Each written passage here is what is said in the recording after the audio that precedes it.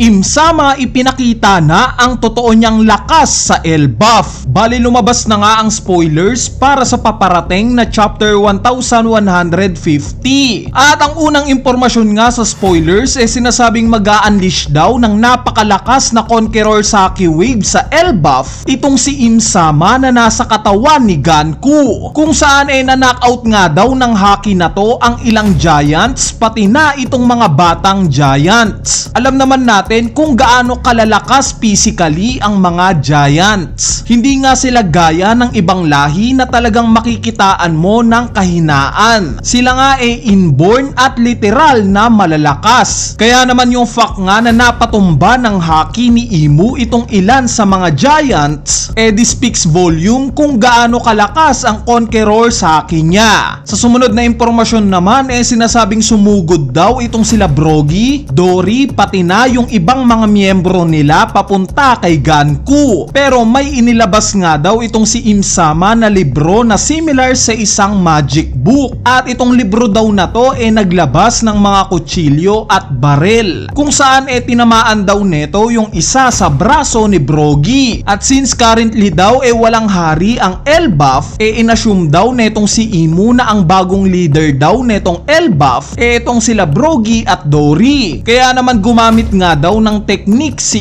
Imu na tinatawag na Devil's Contract. Ginamit nga daw niya ito kila Brogy, Dory at sa iba pang mga giants, kung saan ang naging resulta daw neto na-transform daw itong sila Brogy, Dory at iba pa into demons. Naging malalaki nga daw itong sila Brogy at Dory na merong mas malalakas na pangangatawan at may kakayanan na rin ng regeneration. So ang kapalit nga daw ng power up nila Brogy at Dory maliit na lifespan mula sa kanila mismo. Bali sa impormasyon nga na to dito natin makokonekta yung idea patungkol sa kakayanan ng mga Gorosei. Actually parang ni-reveal na nga sa paparating na chapter na to kung paanong nagkaroon ng powers itong mga Gorosei. At dahil nga ito sa sinasabing technique ni Imu na Devil's Contract, as the word itself, contract, meaning itong pagkakaroon ng regeneration powers ng mga Gorosei at pagtatransform nila into yokai forms, lahat ng ito nagmula kay Imsama. Kumbaga once na magdesisyon si Imu na baliin itong kontrata niya, kayang-kaya niya anytime na bawiin yung kung anumang lifespan ang ipinalit dito nang binigyan niya ng power up. Gawin na lang nating example itong si Gorosei Saturn. Dahil nga sa si Imu ang nagbigay sa kanya ng immortality para manatili ng matagal sa mundo, o simply maging immortal nung oras nga na may mali itong nagawa, binawi rin kaagad ni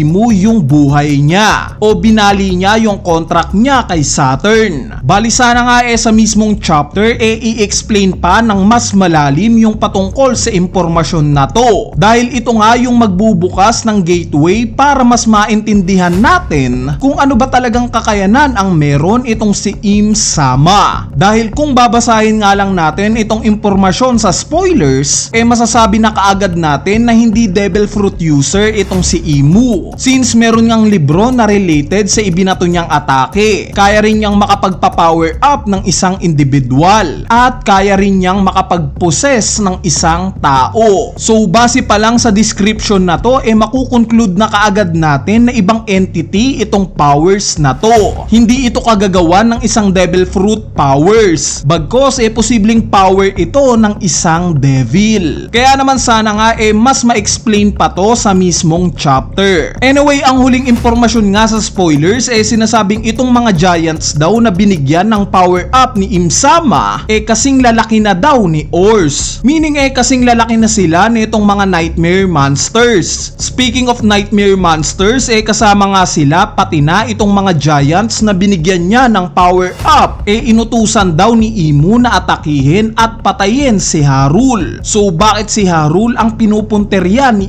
Imu? Simple dahil sa siya nga ang tumatayong leader sa Elbaf. Siya ang elder sa lahat ng mga giants at possibly na may alam sa kung anumang sekreto ang meron itong si Imu. Dahil nga sa siya ang pinakamatanda malamang na marami siyang nalalaman patungkol sa history. Anyway, ayan na nga yung maikling spoiler review natin para sa paparating darating na chapter 1150. Yung buong chapter nga syempre pag-uusapan na lang natin sa mismong full chapter review natin. Kaya stay tuned lang sa channel natin. So yun lang, peace!